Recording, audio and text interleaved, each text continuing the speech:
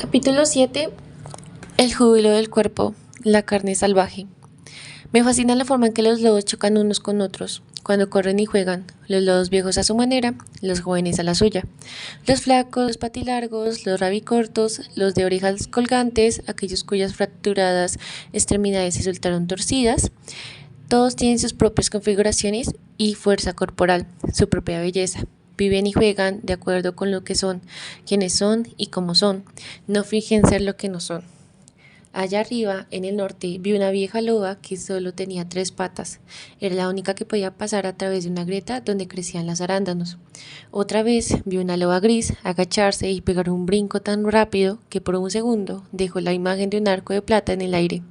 Recuerdo que una muy delicada, una recién parida, todavía con el vientre deformado, pisando el musgo del borde del estanque con la gracia de una bailarina. Y sin embargo, a pesar de su belleza y su capacidad para conservar la fuerza, a las loas se les habla a veces de la siguiente guisa: estás demasiado hambrienta, tienes unos dientes demasiado afilados, tus apetitos son demasiado interesados.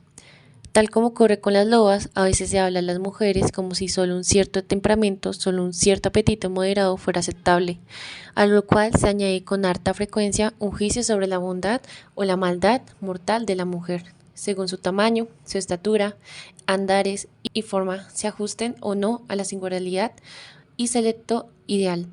Cuando se relega a las mujeres a los estados de ánimo, gestos y perfiles que solo coinciden con un único ideal de belleza y conducta, se les aprisiona un cuerpo y alma y ya no son libres. En la psique instintiva, el cuerpo se considera un sensor, una red de información, un mensajero, una miríada de sistemas de comunicación, cardiovascular, respiratorio, esquelético, autónomo y también emotivo e intuitivo. En un mundo imaginativo, el cuerpo es un poderoso vehículo, un espíritu que vive con nosotros, una oración de la vida por derecho propio. En los cuentos de hadas, el cuerpo personificado en los objetos mágicos que poseen cualidades y poderes sobrehumanos se presenta dotado de 2 juegos de orejas, uno para oír el mundo material y el otro para oír el alma. 2 juegos de ojos, uno para la visión normal y otro para la clarividencia. 2 clases de fuerza, la fuerza de los músculos y la fuerza invencible del alma. La lista de los dobles elementos del cuerpo es interminable. En los sistemas de desarrollo corporal como el método de Feldenkrais, el Ayurveda y otros, se considera que el cuerpo está dotado de 6 sentidos en lugar de 5. El cuerpo utiliza la piel, las fascinas profundas y la carne para registrar todo lo que ocurre a su alrededor. Para quienes saben leerlo, el cuerpo es, como la piedra de Rosetta, un registro viviente de la vida entregada, la vida arrebatada, la vida esperada y la vida sanada. Se valora por su capacidad de reacción inmediata, su profunda sensibilidad y su previsión. El cuerpo es un multilingüaje. Habla a veces de su color y su temperatura, el ardor del reconocimiento, el resplandor del amor, la ceniza del dolor, el calor de la excitación, la frialdad, la desconfianza. Habla a través de su diminutiva y constante danza, a veces balanceándose, otras moviéndose con nerviosismo y otras con temblores. Habla a través de los vuelcos del corazón, el desánimo, el abismo central y el renacimiento de la esperanza. El cuerpo recuerda, los huesos recuerdan, las articulaciones recuerdan y hasta el dedo meñique recuerda. El recuerdo se aloja en las imágenes y las sensaciones de las células, como ocurre con la esponja empapada en agua. Donde quiera que la carne se comprima, se estruje e incluso se roce ligeramente, el recuerdo puede surgir como un manantial. Reducir la belleza y el valor del cuerpo a cualquier cosa que sea inferior a la magnificencia es obligar al cuerpo a vivir sin el espíritu, la forma y la exultación que le corresponden. Ser considerado feo o inaceptable por el hecho de la propia belleza esté a la imagen de la moda actual y hiere profundamente al júbilo natural que es propio de la naturaleza salvaje. Las mujeres tienen buenos motivos para rechazar los modelos psicológicos y físicos que ofenden el espíritu y cortan la relación con el alma salvaje. Está claro que la naturaleza instintiva de la mujer valora el cuerpo y el espíritu mucho más por su vitalidad, capacidad de reacción y resistencia que por cualquier detalle de su aspecto, lo cual no significa rechazar a la persona o el objeto que es considerado bello por algún segmento de la cultura, sino trazar un círculo más amplio que abarca toda la variedad de belleza, forma y función. Una vez formé con una amiga mía un tandem de narración de cuentos llamado Lenguaje Corporal. destinado a descubrir las virtudes ancestrales de nuestros parientes y amigos. Opalanga es una jirot afroamericana tan alta y delgada como un tejo. Yo soy una mexicana. Tengo una hechura muy terrenal y abundantes carnes. Aparte, el hecho de ser objeto de burla por su estatura. De niña, le decían a Opalanga que la separación entre sus dientes frontales significaba que era una mentirosa, y a mí me decían que la forma y el tamaño de mi cuerpo significaba que era inferior y carecía de autocontrol. En nuestro relato sobre el cuerpo, hablamos de las pedradas y de las flechadas que nos habían arrojado a lo largo de nuestras vidas. ¿Por qué? Según los grandes, ellos, nuestros cuerpos tenían demasiado de esto y demasiado poco de lo otro. En nuestros relatos encontrábamos un canto de duelo por los cuerpos de los que no nos estaba permitido gozar. Nos balanceábamos, bailábamos y nos mirábamos. Cada una de nosotras pensaba que la otra era tan hermosa y misteriosa que nos parecía imposible que los demás no lo creyeran así. Qué sorpresa me llevé al enterarme de que, de mayor, ella había viajado a Gambia en África Occidental y había conocido a algunos representantes de su pueblo ancestral, en cuya tribu. Mira por donde muchas personas eran tan altas y delgadas como los tejos y tenían los dientes frontales separados. Aquella separación, le explicaron, se llamaba Sakaya Yaha, es decir, abertura de Dios, y se consideraba una señal de sabiduría. Y qué sorpresa se llevó ella al decirle yo, que de mayor había viajado al Istmo en Tehuantepec, en México, y había conocido a algunos representantes de mi pueblo ancestral, los cuales mira por donde eran una tribu de coquetas y gigantescas mujeres de fuerte cuerpo y considerable volumen.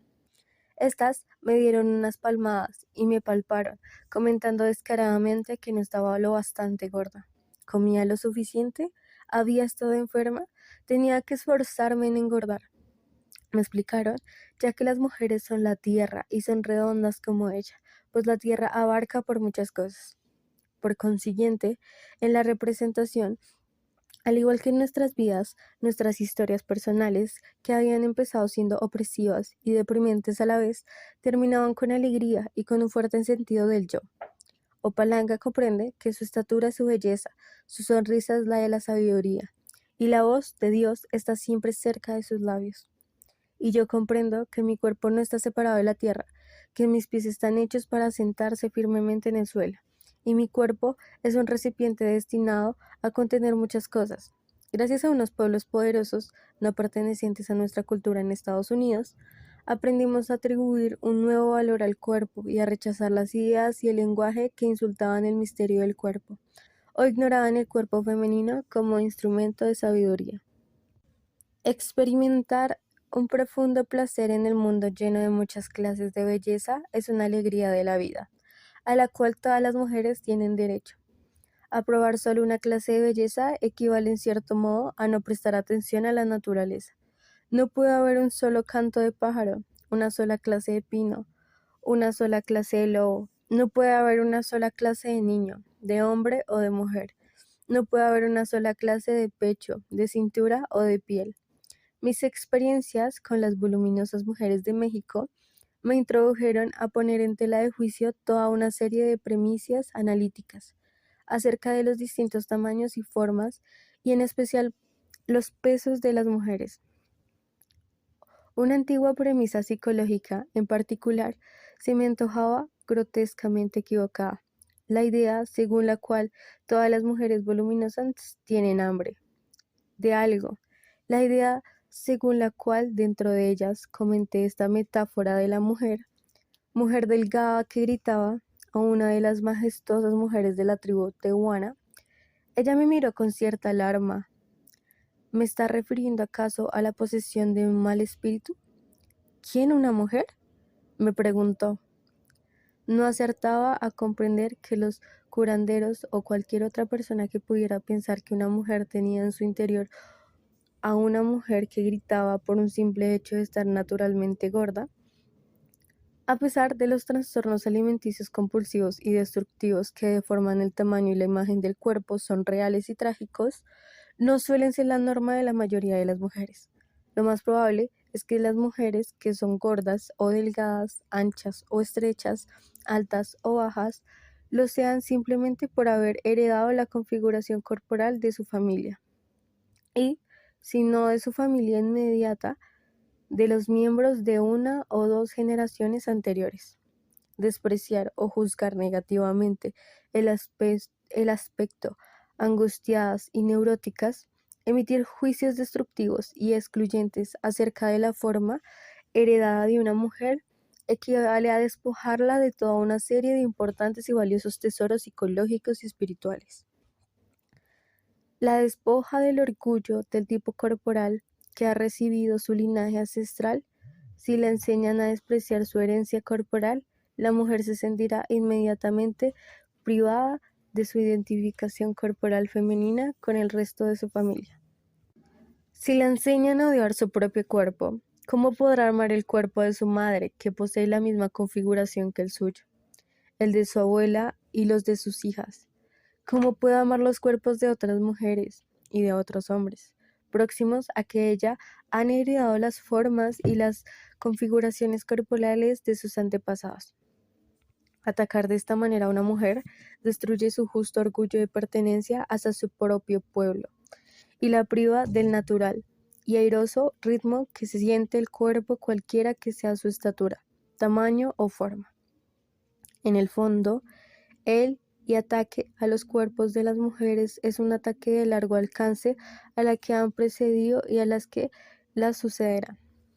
Los severos comentarios acerca de la aceptabilidad del cuerpo crean una nación de altas muchachas encorvadas, mujeres bajitas sobre zancos, mujeres voluminosas vestidas como de luto, mujeres muy delgadas empeñadas en hincharse como víboras y toda una serie de mujeres disfrazadas. Destruir la cohesión instintiva de una mujer con su cuerpo natural la priva de su confianza, la induce a preguntarse si es o no una buena persona y a basar su valor que ella misma se atribuye no en quién es, sino en lo que parece, que ha comido, o las lecturas de la báscula, las medidas de la cinta métrica, la obliga a preocuparse y colorea todo lo que hace, planifica y espera. En el mundo instintivo es indispensable que una mujer viva preocupada de esta manera por su aspecto. Es absolutamente lógico que una mujer se mantenga sana y fuerte y que procure alimentar su cuerpo lo mejor que pueda. Pero no tengo más remedio que reconocer que en el interior de muchas mujeres hay una hambrienta. Sin embargo, más que hambrientas de poseer un cierto tamaño, una cierta forma o una estatura de encajar con un determinado estereotipo, las mujeres están hambrientas de recibir una consideración básica por parte de la cultura que las rodea. La hambrienta del interior está deseando ser tratada con respeto, ser aceptada y por lo menos ser acogida sin necesidad de que encaje en un estereotipo.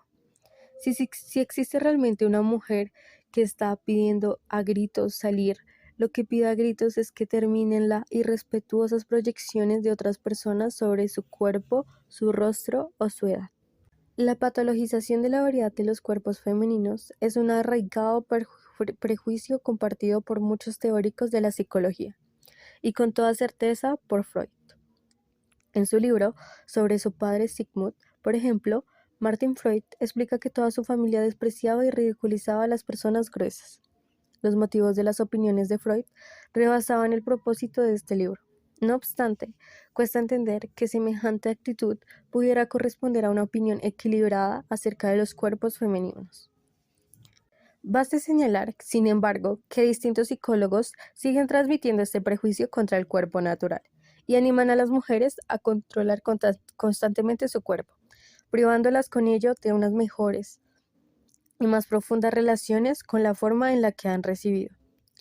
La angustia acerca del cuerpo priva a la mujer de buena parte de su vida creativa y le impide prestar atención a otras cosas. Esta invitación a esculpir el cuerpo es extremadamente parecida a la tarea de desterronar, quemar y eliminar las capas de carne de la tierra, hasta dejarla en los huesos. Cuando hay una herida en la psique y el cuerpo de las mujeres, hay una correspondiente herida en el mismo lugar de la cultura. Y en último extremo, en la propia naturaleza, en la auténtica psicología holística. Todos los mundos se consideran interdependientes, no entidades separadas. No es de extrañar que en nuestra cultura se plantee la correspondiente cuestión del modelado del paisaje y también el de algunos sectores de la cultura para su adaptación a la moda. Aunque no esté en las manos de la mujer impedir la disección de la cultura y de las tierras de la noche a la mañana, sí puede evitar hacer lo mismo en su cuerpo. La naturaleza salvaje jamás ahogaría por la tortura del cuerpo, la cultura o la tierra. La naturaleza salvaje jamás accedería a vulnerar la forma para demostrar su valor o dominio y carácter, o para ser más visualmente agradable o más valiosa desde el punto de vista económico. Una mujer no puede conseguir que la cultura adquiera más conciencia diciéndole cambia, pero puede cambiar su propia actitud hacia sí misma y hacer que las proyecciones despectivas le resbalen.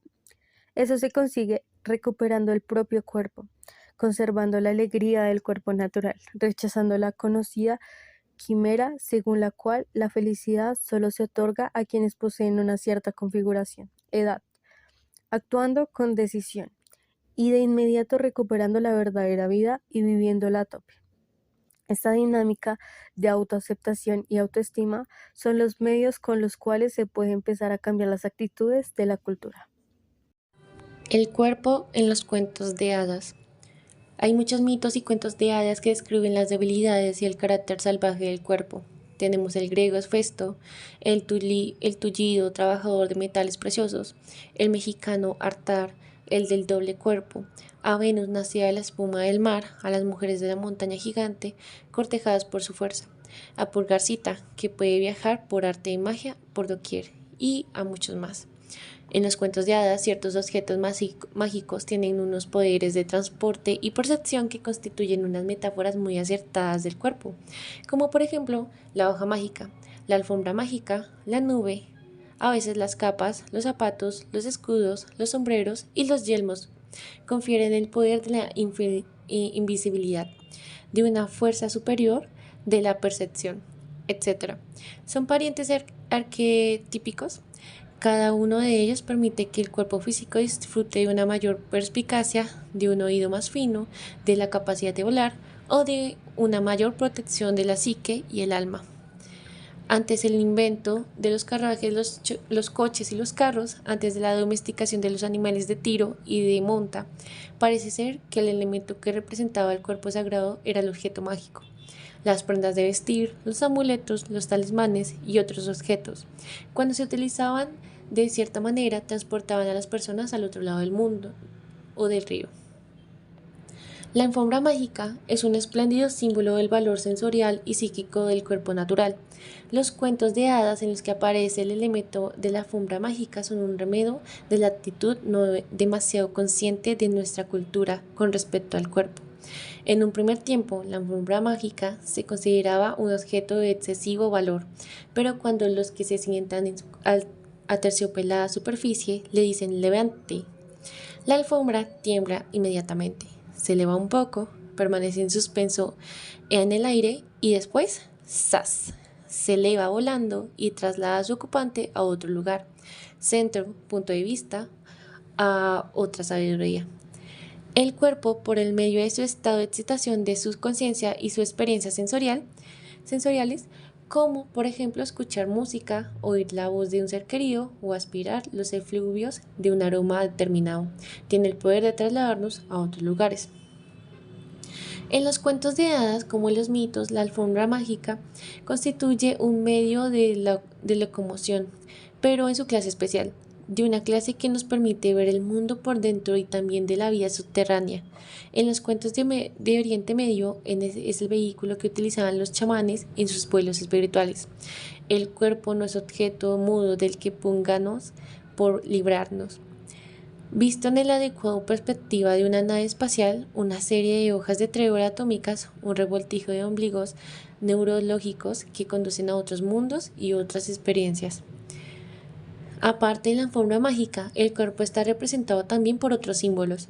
Hay un cuento en el que aparecen 3. Me lo proporcionó Fatat Kelly. Se titulaba simplemente El cuento de la alfombra mágica. en el que el sultán enviaba a 3 hermanos a buscar el objeto más bello de la tierra. Aquel de los hermanos que lo encuentra en el mayor tesoro ganará todo un reino. Un hermano busca y trae una varita mágica de marfil por medio de la cual se puede ver cualquier cosa que uno desee. Otro hermano trae una manzana cuyo aroma es capaz de curar cualquier dolencia. El tercer hermano trae una alfombra mágica que puede trasladar a cualquier persona a cualquier lugar simplemente pensando en él. Bien pues, ¿qué es lo mejor?, pregunta el sultán. ¿El poder de ver lo que uno quiera? ¿El poder de sanar y restablecer? ¿O el poder de hacer volar el espíritu? Uno de los hermanos ensalza el objeto que ha encontrado, pero al final el sultán levanta la mano y sentencia: ninguno de ellos es mejor que el otro, pues si faltara uno de ellos, los demás no servirían de nada, y el reino se reparte a través de partes iguales entre los hermanos. El cuento lleva incrustadas unas imágenes poderosas que nos permiten entrever cómo es la verdadera vitalidad del cuerpo.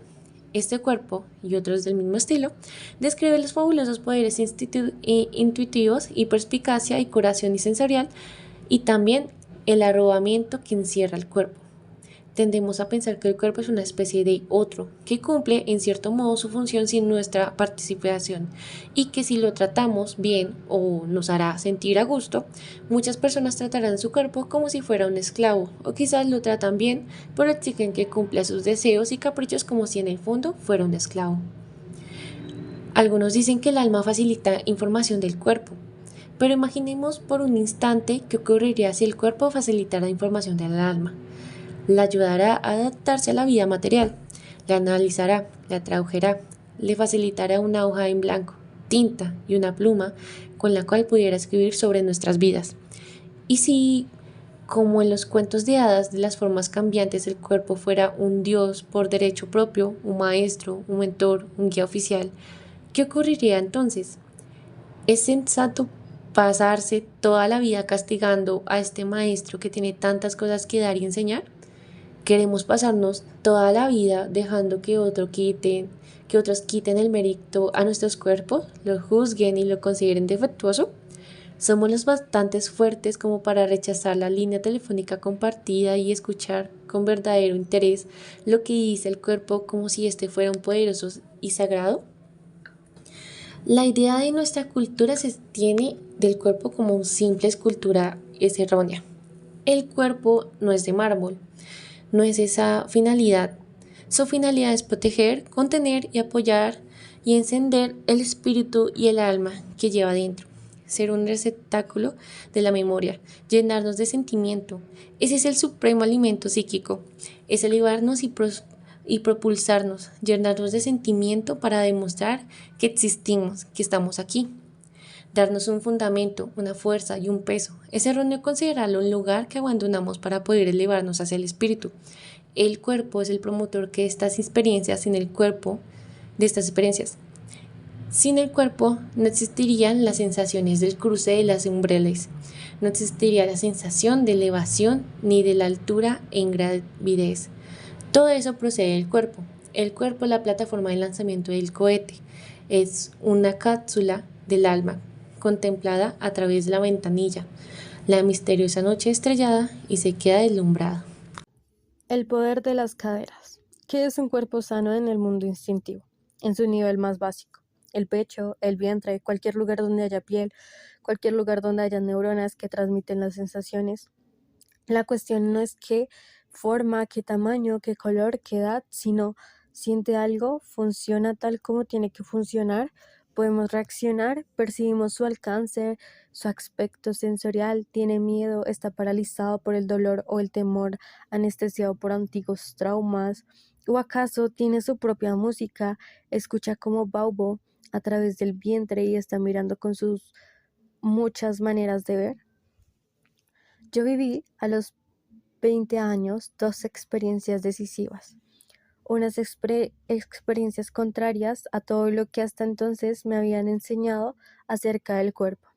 Durante una concentración femenina de una semana de duración, vi por la noche a la vera del fuego, cerca a las calientes aguas termales, a una mujer desnuda de unos 35 años.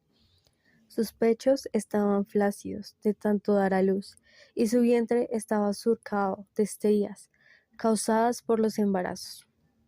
Yo era muy joven y recuerdo que me compadecí de las agresiones sufridas en su hermosa y delicada piel. Alguien estaba tocando unas maracas y unos tambores y ella se puso a bailar mientras su cabello, sus pechos, su piel y sus miembros se movían en distintas direcciones. Qué hermosa me pareció, qué llena de vida. Su gracia era conmovedora. Siempre me había fascinado la expresión fuego en las ingles. Pero aquella noche lo vi.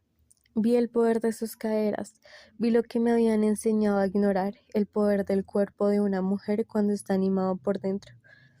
Casi 3 décadas después, aún me parece verla bailar en la noche y aún me impresiona el poder de su cuerpo. Mi segundo despertar tuvo por protagonista a una mujer mucho mayor. Sus anchas caderas tenían forma de pera, sus pechos eran muy pequeños en comparación con ellas. Tenía los muslos surcados por unas finas venitas moradas y una larga cicatriz de una grave intervención quirúrgica. Le rodeaba el cuerpo desde la caja torácica hasta la columna vertebral, cual si fuera una moldura circular como las que le hacen al pelar una manzana. El contorno de su cintura debía de medir más de 1 metro. En aquel momento me pareció un misterio que los hombres zumbaran a su alrededor como si fuera un panal de miel. Querían dar un bocado a sus muslos voluminosos, querían lamer la cicatriz, sostener su pecho en sus manos, apoyar las mejillas sobre sus venas en forma de arañas. Su sonrisa era deslumbradora, sus andares eran preciosos, y cuando miraba, sus ojos captaban realmente lo que veían. Entonces vi por segunda vez lo que me habían enseñado a ignorar. El poder que hay en el cuerpo, el poder cultural del cuerpo es su belleza, pero el poder que hay en el cuerpo es algo extremadamente insólito, pues casi todas las personas lo han alejado de sí con las torturas a que someten la carne o con la vergüenza que ésta les produce. Bajo esta luz, la mujer salvaje puede indagar en la luminosidad de su propio cuerpo, comprenderlo y verlo no como un peso que estamos obligadas a soportar durante toda la vida, no como una bestia de carga, mimada o no, que nos lleva por la vida, sino como una serie de puertas, sueños y poemas a través de los cuales podemos aprender y conocer toda la suerte de cosas.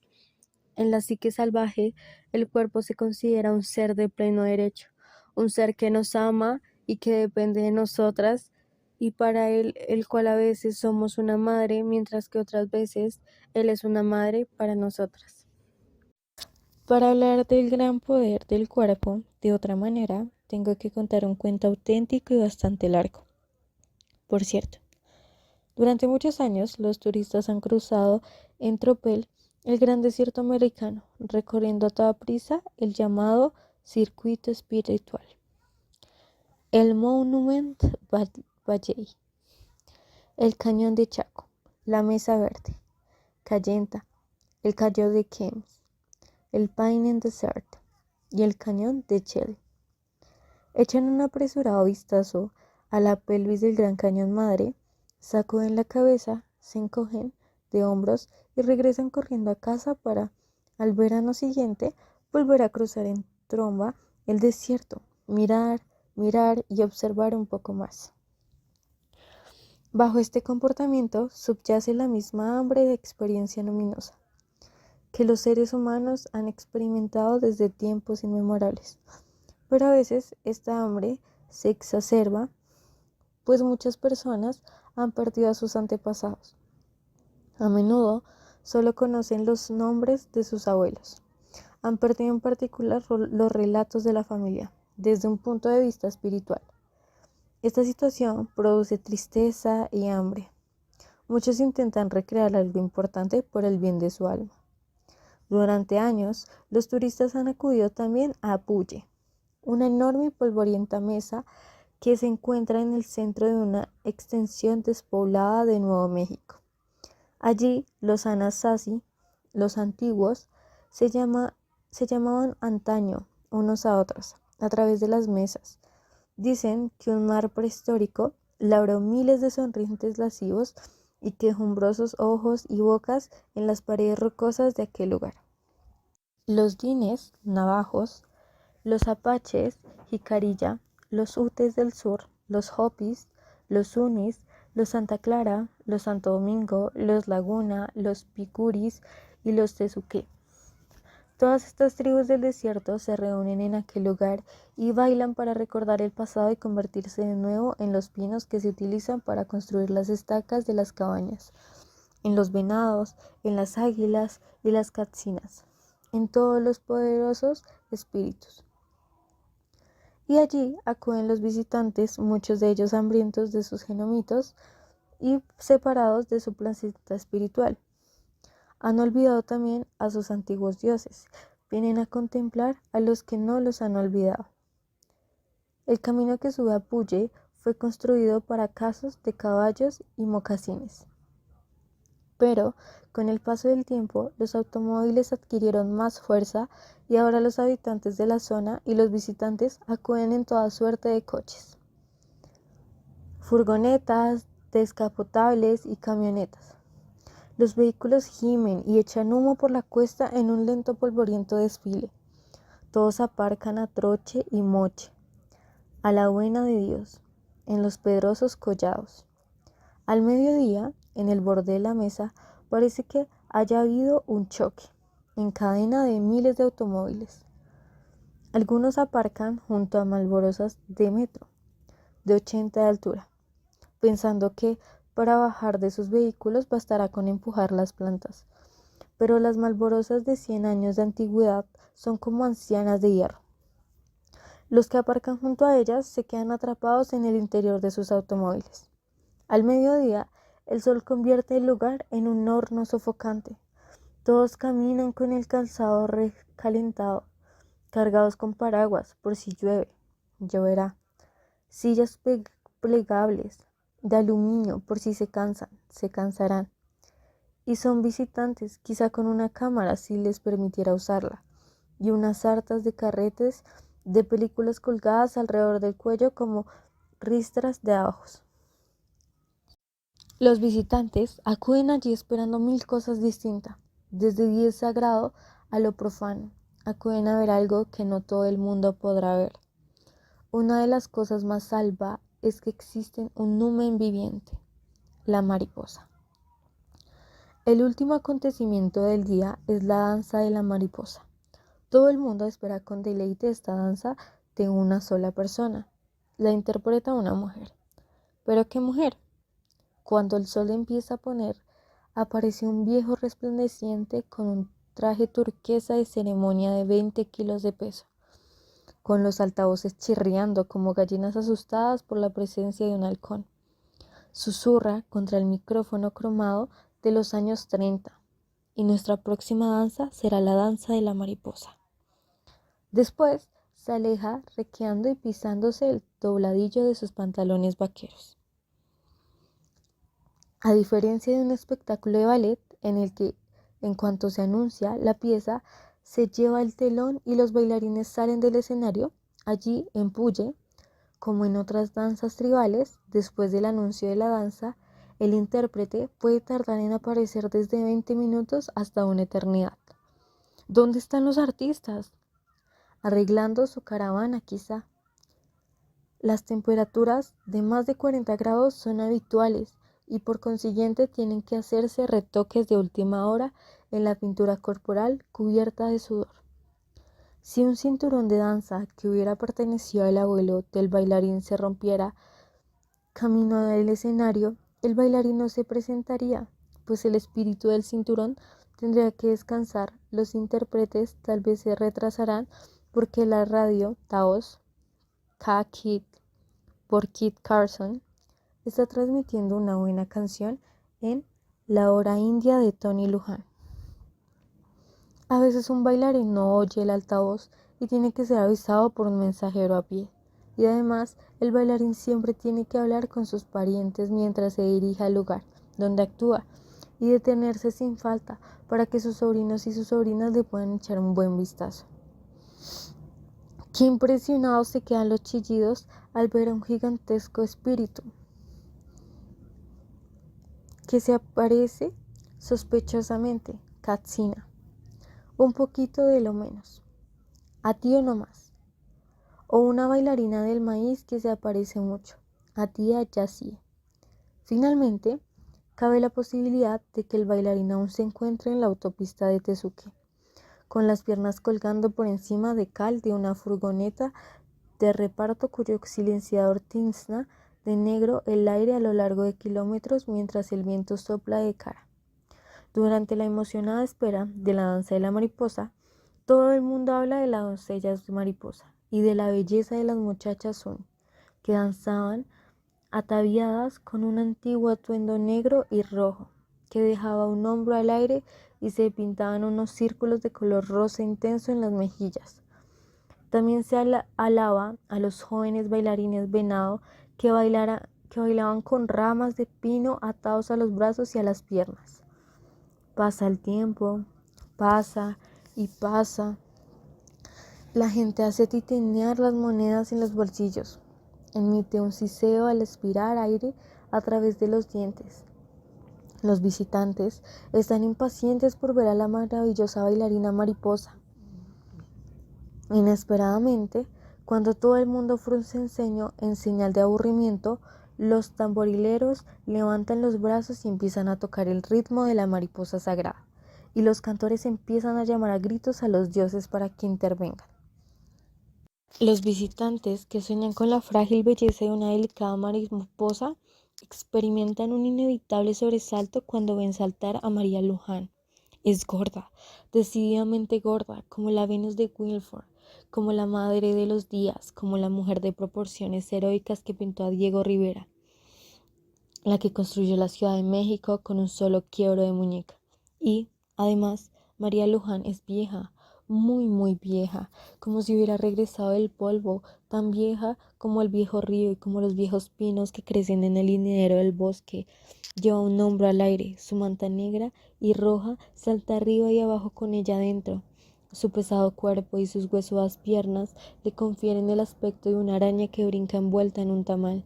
Salta sobre un pie y después sobre el otro, agita su abanico de plumas hacia adelante y hacia atrás. Es la mariposa que llega para fortalecer a los débiles. Es alguien a quien casi todo el mundo consideraba débil, por la edad, por el hecho de representar a una mariposa, por ser mujer. El cabello de la doncella mariposa llega hasta el suelo. Es de color gris piedra y tan abundante como 10 gavillas de maíz. Y luce unas alas de mariposa como las que llevan los niños en las representaciones teatrales y escolares. Sus caderas son como 2 trémulos cestos de 30 kilos de capacidad y los carnosos repliegues de la parte superior de sus nalgas es lo bastante ancho como para que en ella se sienten 2 niños. Salta, salta y salta, pero no como un conejo, sino como unas pisadas que dejan ecos. Estoy aquí, aquí, aquí. Estoy aquí, aquí, aquí. Despertad todos, todos, todos. Agita su abanico de plumas arriba y abajo, derramando sobre la tierra y sobre el pueblo de la tierra el espíritu polinizador de la mariposa. Sus pulseras de caparazones de moluscos suenan como los cascabeles de una serpiente y sus ligas adornadas son cascabeles tintinean como la lluvia.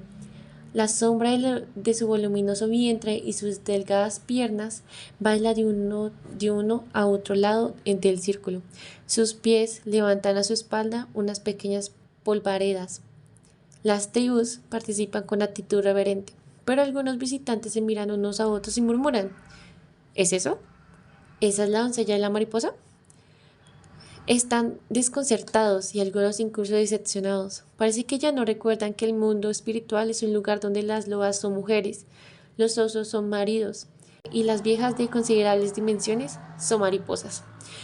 Sí, es bueno que la mujer salvaje y mariposa sea vieja y gorda, pues lleva un mundo de sus tormentos en su pecho y el mundo subterráneo en el otro. Su espalda es la curva del planeta Tierra con todas sus cosechas, sus alimentos y sus animales. Su nuca sostiene el amanecer y el ocaso. Su muslo izquierdo contiene todas las estacas de las cabañas indias. Su muslo derecho contiene todas las loas del mundo. Su vientre contiene todos los niños que nacerán en el mundo. La doncella mariposa es la fuerza fertilizadora femenina. transportando el polen de un lugar a otro, fecunda con fertilización cruzada, tal como el alma fertiliza la mente, con los sueños nocturnos y tal como los arquetipos fertilizan el mundo material. Ella es el centro, uno de los contrarios, tomando un poco de aquí y poniéndolo allí. La transformación es así de sencilla. Eso es lo que ella enseña. Eso es lo que hace la mariposa. Eso es lo que hace el alma. La mariposa rectifica la errónea idea según lo cual la transformación no solo está destinada a los atormentados, los santos o los extremadamente fuertes. El yo no necesita transportar las montañas para transformarse. Un poco es suficiente, un poco da para mucho. La fuerza polinizadora sustituye el traslado de las montañas.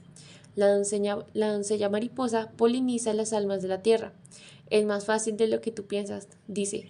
Agita su abanico de plumas y salta, pues el derramado el polen espiritual sobre todos los presentes, los americanos nativos, los niños pequeños, los visitantes, todo el mundo. Utiliza todo su cuerpo como bendición, su viejo, frágil, voluminoso, paticorto, cuellicorto y manchado cuerpo. Esta es la mujer unida a su naturaleza salvaje, la traductora de los instintivos, la fuerza fertilizadora, la reparadora, la recordadora de las antiguas ideas. En la voz mitológica es la personificación de la mujer salvaje. La bailarina mariposa tiene que ser vieja porque representa el alma, que es vieja. Es ancha de muslos y ancha de trasero, porque acarrea muchas cosas. Su cabello gris atestigua que ya no necesita respetar los tabús que impiden tocar a la gente. Está autorizada a tocar todo el mundo, a los chicos, a los niños, a las mujeres, a las niñas, a los viejos, a los enfermos, a los muertos. La mujer mariposa puede tocar a todo el inmundo. Tiene el privilegio de poder tocar finalmente a todo el mundo. Este es su poder. Su cuerpo es el de la mariposa. El cuerpo es como la tierra. Es una tierra en sí mismo y es tan vulnerable al exceso de identificaciones como cualquier paisaje, pues también está dividido en parcelas, aislado, sembrado de minas y privado de su poder. No es fácil reconvertir a la mujer salvaje mediante planes de remodelación. Para ella lo más importante no es cómo formar, sino cómo sentir. El pecho en todas sus formas desarrolla la función de sentir y alimentar. ¿Alimenta? ¿Siente? Es un buen pecho.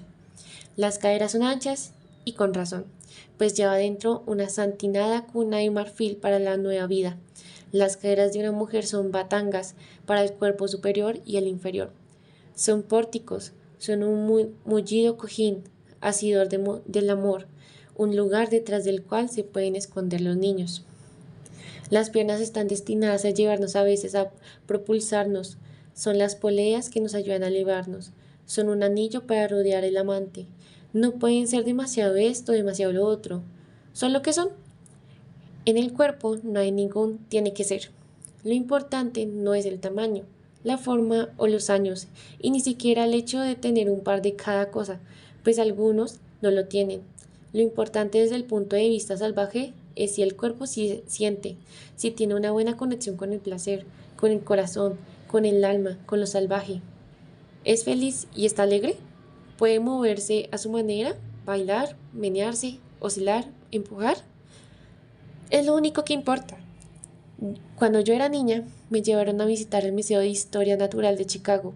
Allí vi las esculturas de Malvina Haussmann, docenas de esculturas de bronce oscuro de tamaño natural reunidas de una espaciosa sala. La artista había esculpido una visión de salvaje, cuerpos generalmente desnudos de personas de todo el mundo. Derramaba su amor sobre la enjuta pantorrilla del cazador, los largos pechos de una madre con dos hijos mayores, los conos de carne del pecho de la Virgen, las pelotas del viejo colgando hasta medio muslo, la nariz con unas ventanas más grandes que los ojos, la nariz curvada como el pico de un halcón, la nariz como un ángulo recto. Se había enamorado de las orejas tan grandes como semáforos y las orejas que casi llegaban a la altura de la barbilla y de las que eran tan pequeñas como pacanas. Le encantaba cada uno de los cabellos enroscados como los cestos de las serpientes y cada uno de los cabellos ondulados como unas cintas que se desdoblarán a los cabellos lisos como la hierba. Sentía el amor salvaje del cuerpo, comprendía el poder que había en el cuerpo.